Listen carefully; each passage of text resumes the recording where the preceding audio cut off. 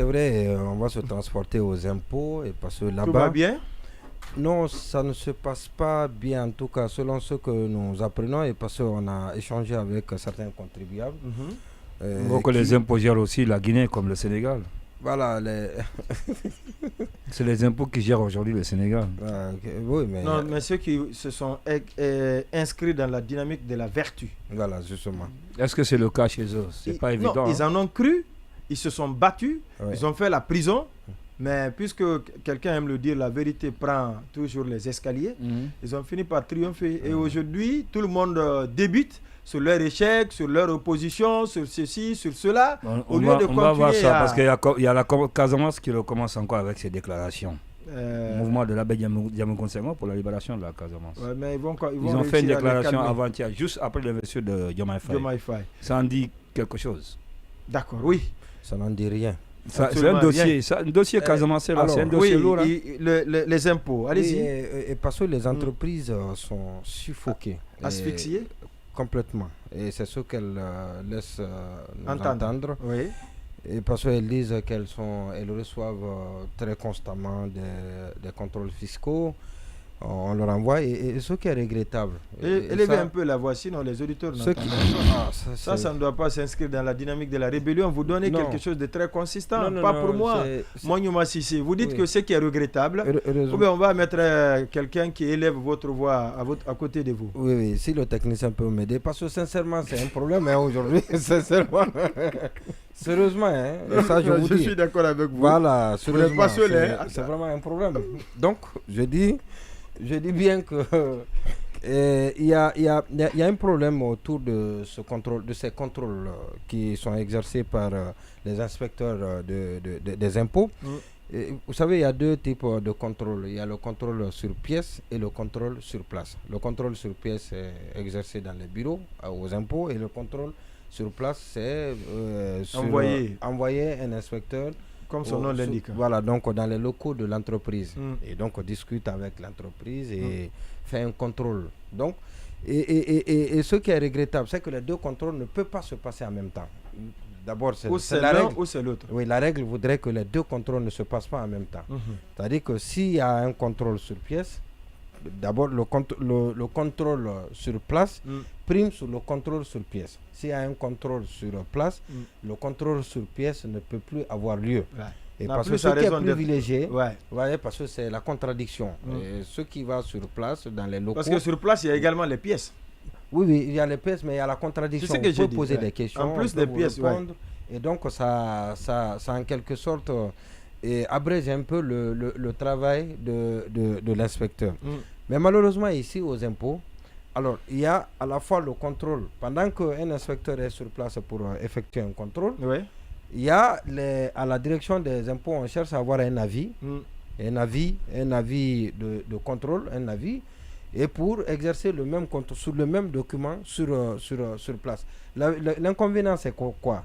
C'est que quand vous êtes sur place, vous n'êtes pas en face de contribuables, et parce que c'est les chiffres consolidés que vous avez, donc c'est votre appréciation à vous. Et vous collez à la suite de ce contrôle fiscal au contribuable une lourde pénalité, et ça favorise les négociations, et c'est une véritable arnaque, et c'est ce qui leur permet d'avoir beaucoup d'argent. Et c'est ce que les entreprises dénoncent, et parce qu'ils sont complètement asphyxiés, comme vous l'avez dit. Et ça, ce n'est pas une bonne chose, parce qu'il y a un entrepreneur qui m'a même dit, qu'il n'a plus envie, il n'a plus le goût de rester, tellement qu'ils sont embêtés par les impôts. Parce que les impôts se battent. Oui, mais est-ce que c'est le début d'une rigueur dans le contrôle, ou c'est un abus excessif? Non, ça c'est pas une rigueur. Ça c'est de l'arnaque. Ça c'est une façon pour les inspecteurs, et même peut-être de se faire plein les poches. Qui sait que c'est un réseau, c'est une chaîne.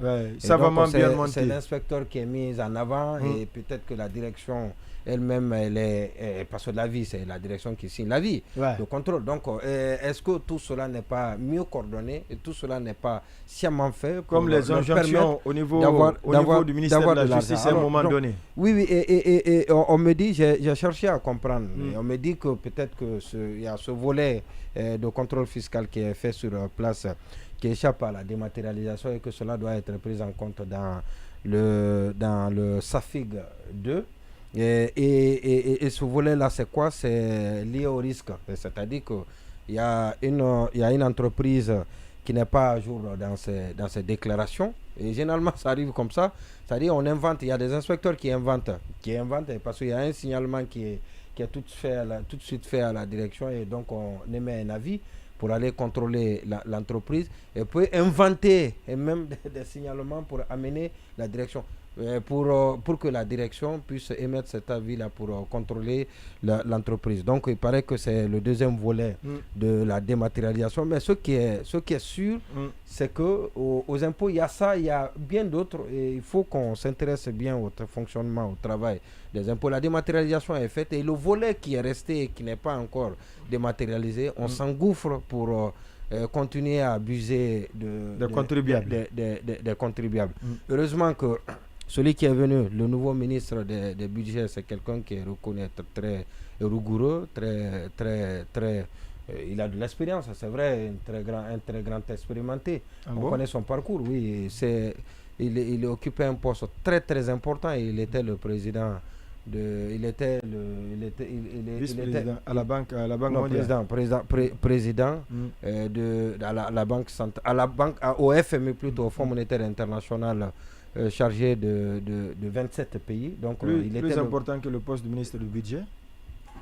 Et tous ceux qui ont fini ce poste-là ont été ministres dans leur pays. Donc, ou c'est des anciens ministres, c'est-à-dire que si vous avez été ancien ministre, et donc vous finissez par être responsable, par occuper ce poste. C'est-à-dire que soit vous quittez le poste de ministre pour occuper la fonction, ou quand vous quittez la fonction, vous êtes automatiquement, il y a des exemples qui ne finissent pas. Il y a le Congolais avant lui qui a été ministre, il y a un Sénégalais, c'est vrai qu'il n'a pas été ministre, mais il a occupé le poste équivalent qu'il occupait avant d'aller occuper ce poste au FMI. Donc c'est un poste extrêmement important, et parce que l'homologue légal de ce responsable dans les pays, c'est le président de la République. C'est le président. Donc quand il arrive dans un pays, c'est le président qui le rencontre, et c'est avec le président. Donc Fassiné, l'homologue légal de Fassiné dans les pays, dans les 27 pays. Oui, s'il venait en Guinée, c'est Mamadi Doumbouya qui le rencontre. Et il a renoncé à ça pour venir aider. Donc lui, il vient aider maintenant la Guinée, c'est ça? Non, ça c'est s'il est venu, il est venu pour aider. Et sinon, le prestige, il en avait. Peut-être il avait autre chose aussi. Et donc, je dis, d'ailleurs, il vient de prendre une décision tout récemment là à propos des EPA. Et vous savez que ça aussi, c'est une préoccupation. Et donc, il faut qu'on en parle.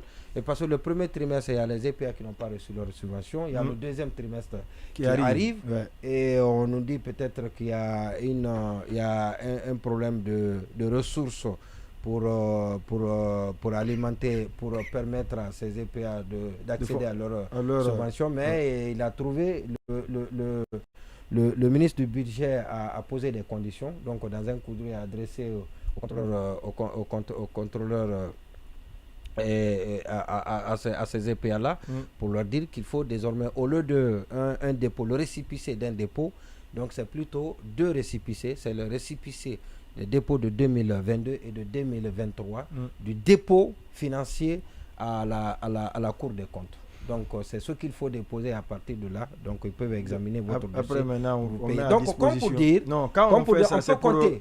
C'est ce qui conditionne la mise à disposition d'une prochaine subvention, c'est ça? Absolument, d'une prochaine subvention. Maintenant, comme pour vous dire qu'il y a une dynamique, peut-être, on peut compter sur lui pour venir moraliser un peu la gestion au niveau des impôts. Et même au niveau des douanes. Oui, et même au niveau des douanes, mais comme on parle des impôts avec cette arnaque à ciel ouvert. Voilà, donc à l'allure d'une arnaque. Et ça pourrait soulager beaucoup plus les contribuables qui en ont, qui n'en ont plus quoi faire de cette situation. Lamine Monyouma Sissé, le spécialiste des biscuits. Oui, il voulait rebondir. Non, c'est juste pas rebondir, lui poser plutôt une question. Il n'est pas là pour ça. Non, ça permettrait d'éclairer tout ça. D'accord. C'est par exemple quand il y a un différend entre un contribuable et les impôts, dans le sens de l'arnaque dont vous parliez là. A priori, le contribuable, il s'adresse à qui? Il se plaint à qui? Il s'adresse aux impôts, à la direction générale des impôts. Ah, c'est avec il a le différent, a priori. Il a le droit de contester. Il a le droit de contester. Il y a un arbitrage même qui peut être possible. Qui peut être sollicité. Voilà, c'est ça.